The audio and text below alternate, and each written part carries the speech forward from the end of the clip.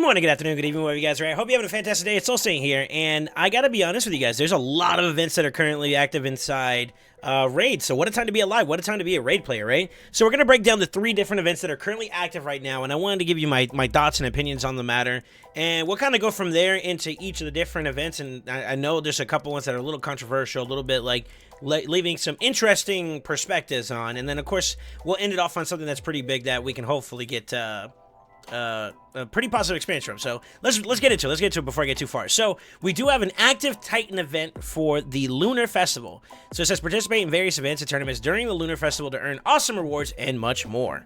All right, so I like how they have like this little splash page. I'm not gonna lie, seeing Sun Wukong and shoes in looks dope. It looks great. It looks great. They do have the monster path, which we're going to do a breakdown on. They have some festive offers. Of course, they want to get you to buy some stuff. You know how it is. There's a turn attack coming up for Sand Devils, which is going to be kind of interesting. I actually have a pretty optimal set of teams, and I'm sure some of you guys that have been watching me have seen it. So if you haven't seen those videos already, though, we've done a breakdown of a bunch of different solid teams that you can do to farm at the very highest stage for Sand Devil, believe it or not. So there's a summon pool, a super raid, as well as some additional offers. So these are like the offers area, and then some of the events you can participate in now. With that being said, let's jump into the Titan event itself. So, kind of similar to the UDK, the Sun Wukong, and the likeness era of it. I think the most recent one we had was like the Torment one, where you actually got Torment at the end of this festival, or the end of the Titan event. It's very similar. We're going to have a bunch of events throughout the week that you're going to be able to participate in. And as you traverse through those events and tournaments and whatnot, you'll be able to acquire what's considered lunar points, right? So, for this particular event, it's going to be lunar points, right? And you'll get some mini milestones along the way. Like, you'll get something for hitting 10, 20, 30 points, which is nice. We like energy. We like gems. Believe it or not, I actually am very partial to the Mortal Soul coins, because that's for essences and whatnot. The arcane potions are not bad. Those are pretty standard, though. I really wouldn't go out of my way for those in particular. But the thing that stand out here is the energy, the gems, and the mortal coins for me. Milestone tune, and of course at the end of every milestone, it looks like you get like a skill tune, which is going to be of each rarity as you go up to each milestone. As of right now, I did see, and I did do a little bit of a preview look into this, but I did see some rarity charms, which are actually really, really huge for my account right now, because I've been on a crafting spree, and now that we got mythic charms, that's also going to be a big deal there. Resistance glyphs, so like higher end glyphs, 5-star glyphs in general, it'd be cool if those were 6-star. We don't mind ancient stone, ancient shards. I wouldn't mind like a void or something like that in particular more. Maybe even a primal would be more incentivizing. Got an epic tune at the end of milestone 2. Milestone 3 looks like you get some lesser oils, which is good. Extract, which is for the accessory sides. More energy, we like that. Precision glyphs. So this is where it starts getting really good. 6-star glyphs there, okay. Mythical charms, speak of the devil. Really, really good value there. Some rank charms, or sorry, not rank charms, but rank chickens, and some more of the Immortal Soul coins. Legendary Tomb, Chaos Ore, which is great. And of course, some multi-battles sprinkled in between. So far, they got like a couple like really good, and some like, it's okay. You know, considering where you're at in your account, like I'm not as excited about like a 4-star chicken or, you know, rank 4 chickens as I would be like maybe getting some glyphs, for example, which is a little bit more harder to acquire from my account, right? Gems, nice. Greater oil on the milestone. Let's see here. Greater extract. So they're giving you like basically higher quality of what we already seen. The 6-star haste glyphs. We love those. Void shards. Ooh, hey, asking you shall receive, right? Chaos dust, which is actually a big deal. If you haven't already seen the value of what this can do for your account, man, it's ridiculously crazy. Immortal soul stones, legendary chaos ores, mythical tunes, skill tunes, as well as pretty much a rinse and repeat, but the superior version of it, more essences. The other side of the powder, so this is for your accessories. The purple is for accessories. So chaos powder for that. Primal shards, which is nice. Mythic ore.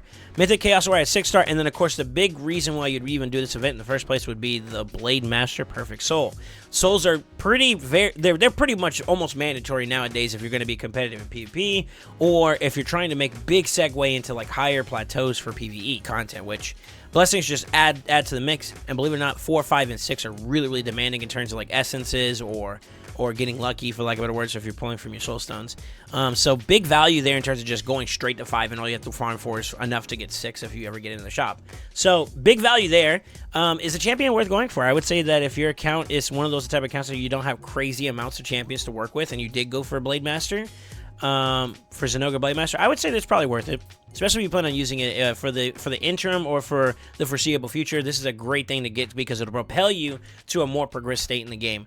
It is not going to come without its demands, though. You're pretty much looking at this as if it was a whole nother fusion. So just keep that in mind in terms of your resources and be realistic with your expectations, right? The Monster Path. This one is the most controversial one because of how demanding the points are. 70,000 points is not easy. 50,000 for the equivalent star. Now, mind you, take this for what it's worth, but this is a legendary champion. So getting a free Lego and also a time-limited exclusive legendary champion is nothing to scoff at. Getting legendaries in general is not easy to acquire. You're at the luck of your shards, or you have to farm for it pretty aggressively, like Mithrala, for example, or Yannick, where you have to go weekly and get your X amount of fragments to eventually build up towards getting the champion, right? So it is kind of a big deal, and I respectfully understand it. But I think the cost to get there is what everybody's been kind of arguing. You got 500, a couple thousand, 750 jumps right here. And then you got these lunar points, which are also going to be incentivizing for you to go for. I did see, and this really depends upon where you're at in the game, but if you do want to go for the legendary champion, you have to go down, I believe, one of the sides here until you get to this mid-brack point where you have the split off. The right side will be to the specific big reward at the end, which in this case would be either the actual Blade Master himself or Alatrion, I think his name is, and the Perfect Soul equivalent. Now, mind you, this is also a 5-star equivalent, so that's a big deal. Now, with that being said, if you're going to go down the paths here, I would say that out of the 3 here, from my account, I can farm oils fairly well.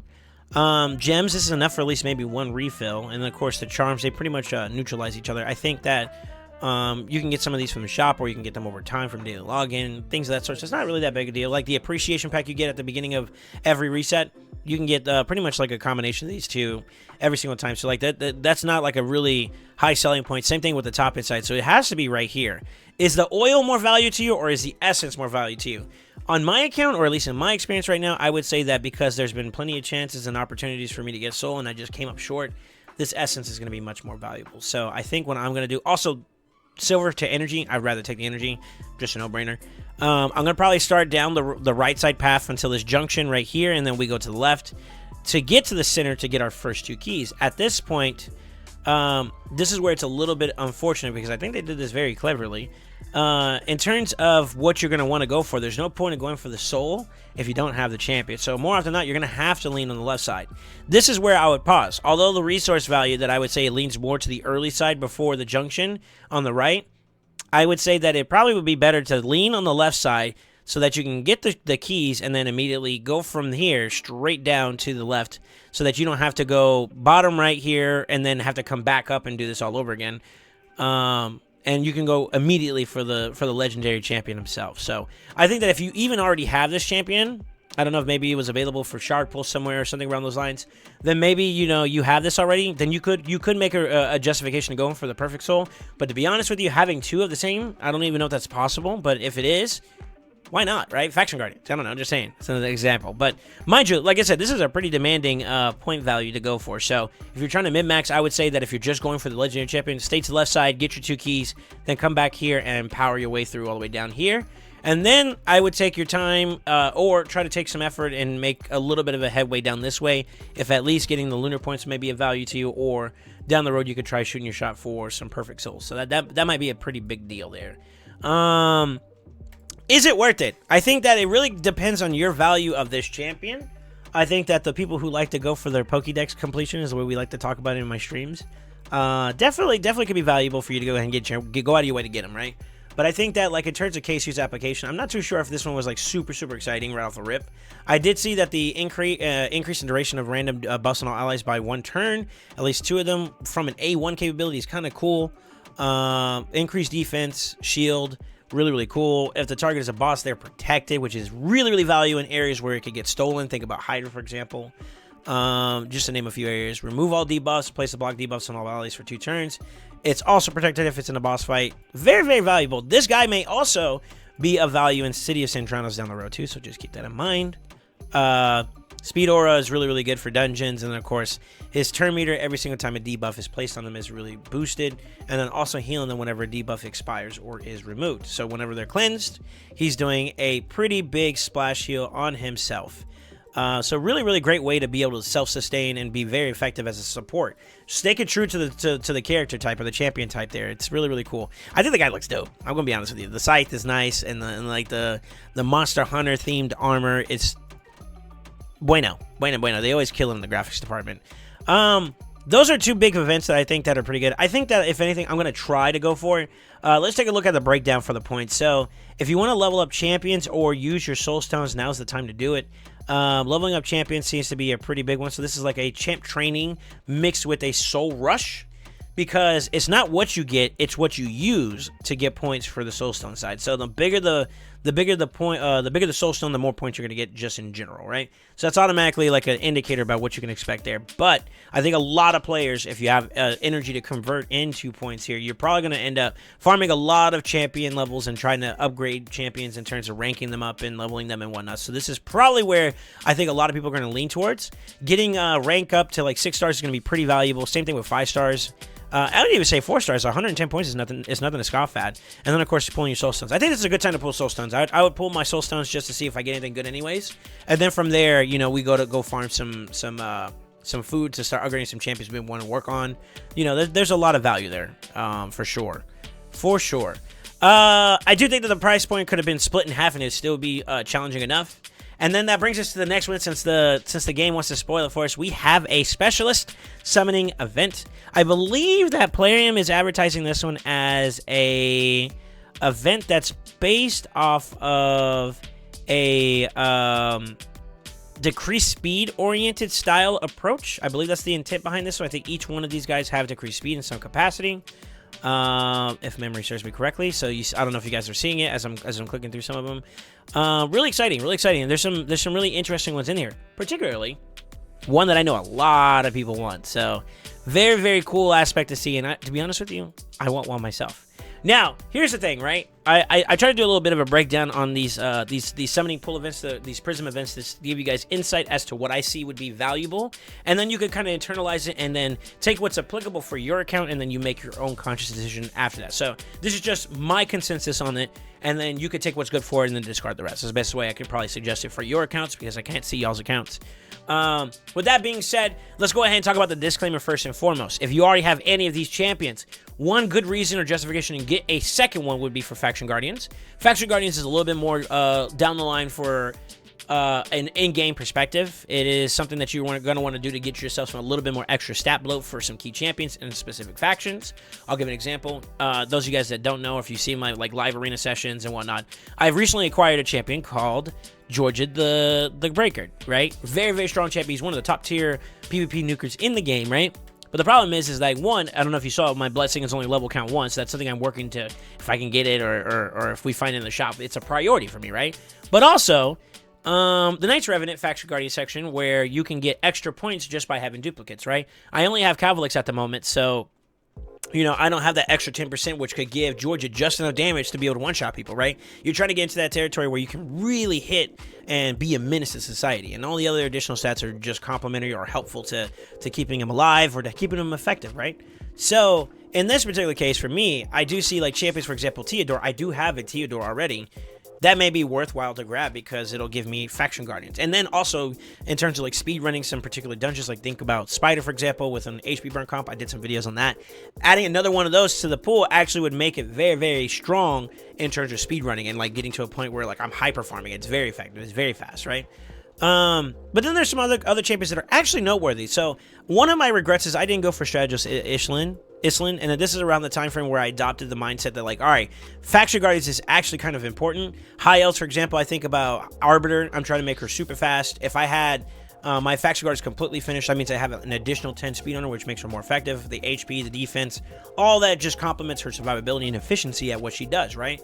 So if I had a Strategos Islin from the fusion when he was a part of, I would be able to get this one if I got this one, and that's automatically an extra Faction Guardian value because I have two dupes in, right? So really good there. I also think he's a pretty solid champion in terms of like provoke capability, decrease speed capability, protection, and really good as a mischief tank with a little bit of built-in heals, right?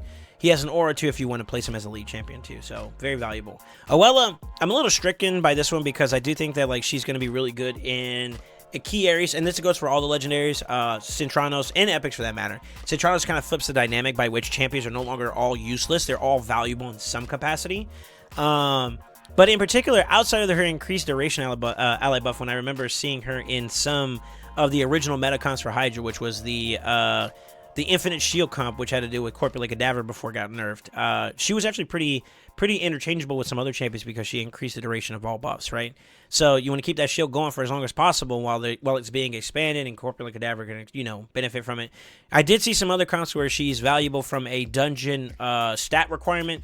Resistance, she's like a really good duo partner with a key carry. So like for example in Ice Golem, you know, you want to avoid getting the heal reduction so you can survive from your regeneration, or with her, case in point, she provides 30% healing on top of that, so you need a resistance to do it. So having her as an aura lead champion was good, and then on top of that, her being tanky and complementary to your say for example, I use Artak for my Ice Golem 10, your Walking Tomb Drink, any of those equivalencies, you'll be able to use her in partnership with him to have an effective output to being able to clear the boss. So really good nod there. I think she's not bad there in that regard, but I'll be honest with you, I struggle to see her in some key capacities outside of like maybe some key secret rooms or maybe some key stages in the city of Santranos. So think Doom Tower City of Santranos.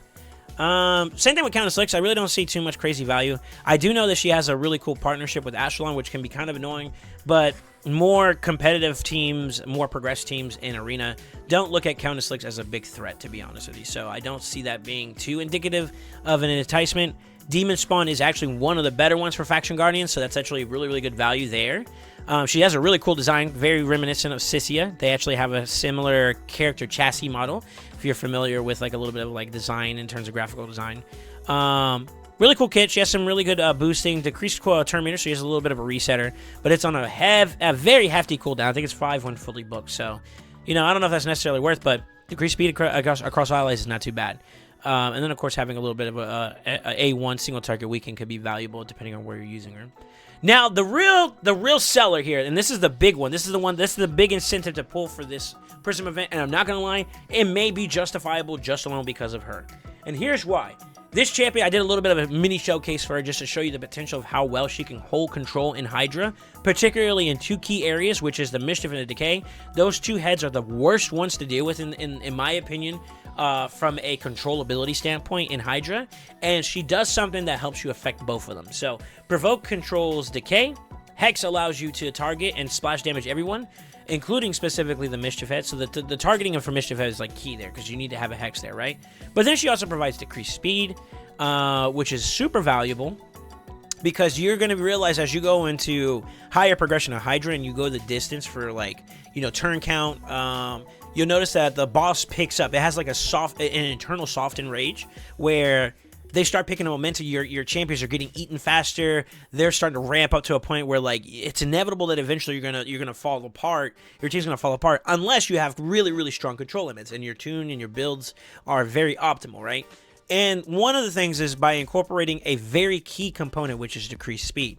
That is ideally one of the better and more important stats, debuffs to have inside the content besides these two right here. I think it's Provoke and then block buffs is probably like the second most important, and then in addition to that, Hex and then of course decreased speed are really key for control. And then outside of that, you want to get complementary damage with like the other debuffs like decreased defense, weekend, etc., and you can go from there. But pretty much this champion does a little bit of everything, and she does it very well. 2 turns against bosses, 3 turns against bosses instead of your normal team members, right? So like 3 turn duration and 2 turn duration is a very long time to be able to establish and maintain control, and that gives you more time, which she also establishes with decreased speed. Phenomenal champion. Her built-in heal, which is kind of cool, especially if you can keep uptime on that Hex, it's ideal. Defense in dungeons is never a bad thing too as well if you want to have her as an aura bot. Not a bad complementary position to be in when it comes to her kit, so very strong. I actually think she's the main thing, the reason why you're going to want to pull for this Prism event. Now, Theodore, which I would say would be my second reason why I would want to pull for this this Prism event, will be because of the fact that he's a very strong champion in general, right? AoE decreased speed, although it's at a 50% chance, flip of a coin. Not too bad, actually. I actually used it in some key areas like Sin City's own, I think it was one of the harder stages. There's a boss fight, and I'm not gonna lie, I've been slacking off on this because we've been doing stuff on the free-to-play series. But for example, he's actually pretty important for establishing that decreased speed against Iron Twins, where we just basically poison him out. And that's how I was able to beat that stage. It took a little bit, but we ended up finding our success because of the elements that were put into it. And Theodore was a primary component for that team to make it work. So very strong champion, really, really solid for speed burn comps in Spider. A great tag team partner for Dragon Hard dungeons, because, you know, the boss is still susceptible to poison damage, which is a really good way to kill him. You can build this guy in a sustain and very tanky build while being able to land poisons with enough accuracy, which he has on his aura. You know, he really can pack a punch and do what he has to do at the end of the day. And I'm very happy since I got mine. I don't regret having a Theodore built up to this day. So a second one, sure. And then, of course, the Faction Guardians, as I said before. Snake Track, decreased speed, AoE on the A2, also has a reflect damage ability, which is kind of cool, as well as an ally protector with a little bit of a leech built into him with decreased attack. This guy's really, really versatile, and I actually do think he's a special nod towards Hydra. Underrated champion, maybe not top tier, but a very, very solid option nevertheless. So, really cool design too, by the way. I don't know. The graphics of the design department has always got it swinging. Now, the epics, it's a little bit harder, but I will nod to, like, City of Santranos has brought some relevance to Neldor. Having that decreased speed, but most importantly, the ally attack portion whenever someone's trying to place a freeze debuff, which is a key word there. There was a particular boss fight for Fire Knight Hard in City of Santranos in the last rotation where you had limited champions. You didn't have your Genos you can use and abuse, right? So Neldor is actually a viable alternative that was used to help in complementary with like champions like maybe Creodin plus him. We're able to give you that established control that like G-Nut and those that have like that very powerful freeze lace in their kit to be really strong. So I think he's actually a special nod. I think he's a solid champion too in general. I'm not gonna lie, a lot of these other ones are kind of skippable. I will say that this is a Blood Feather, I believe. A fusion champion for Rosin if you're new to the game and you haven't acquired your Rosin yet from the fusion side. I've already claimed mine, so you know he's not available there for you to see. But that's one champion I think that's available for you that you're gonna need. One of the epics. That's 1/4 of the battle. They're done. I think so is Lich, so that's kind of like a interesting dynamic that we see those champions, right? But like Brood Lord, I'm a little indifferent about. Some of these other champions like Cormac, they're okay. You know, it's not bad. Maroka, not too bad either. It has that Revive on Death, which can be very useful depending on where you use it, removing debuffs and stuff like that. Siege Hulk, believe it or not, is actually a little underrated. I've been having some value with him, and not only in City of Santranos, but for my Ogre tribes. Very strong damage dealer. He is squishy, so just keep that in mind, but he can pack a punch. He's not bad. Not bad at all. Grimskin, I have really no perspective. I never look at him as something exciting to build, so I think I'm going to skip him here.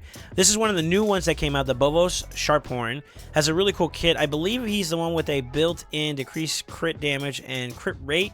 Heals an ally whenever they're hit by a crit.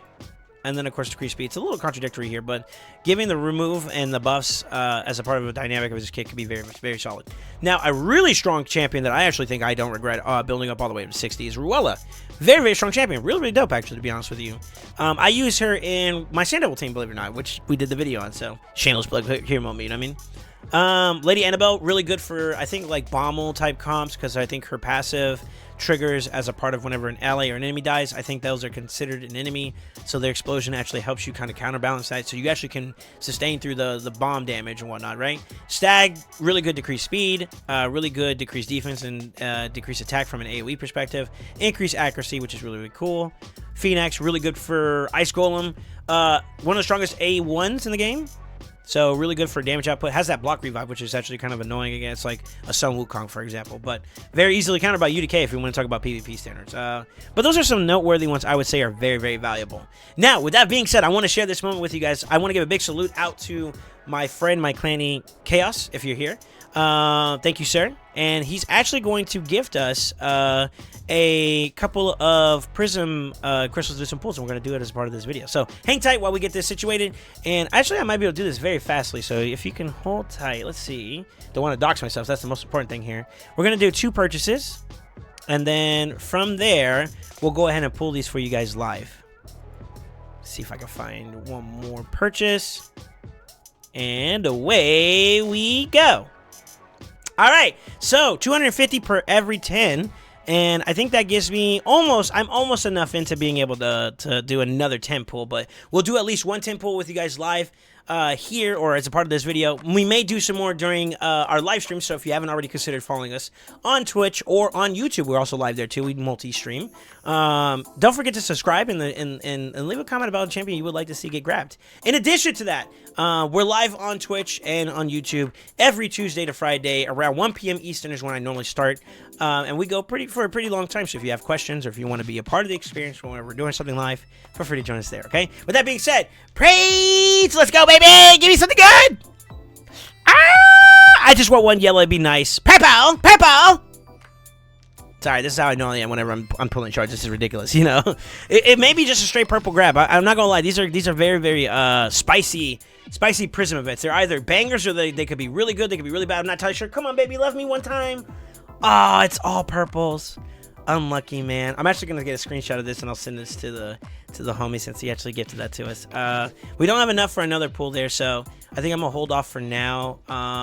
We'll see if either we can get an extra bit ourselves to do a full set of pulls, or maybe we pull it later on down the road. I don't know. We'll see how it goes. But anyways, I hope you guys enjoyed this. I also will say be very cautious and be very realistic. It's a 5% chance to get any legendary of this pool. But more often than not, you're probably going to see a lot of higher probability for some epics. So just keep that in mind whenever you make your purchase. Be responsible at the end of the day. Take care of yourselves first and foremost. And then, of course, if you have the means to and you care about any of these champions, go for them. You know, that's up to you. Anyways, with that being said, don't forget to like, comment, subscribe, and always remember, stay ascended.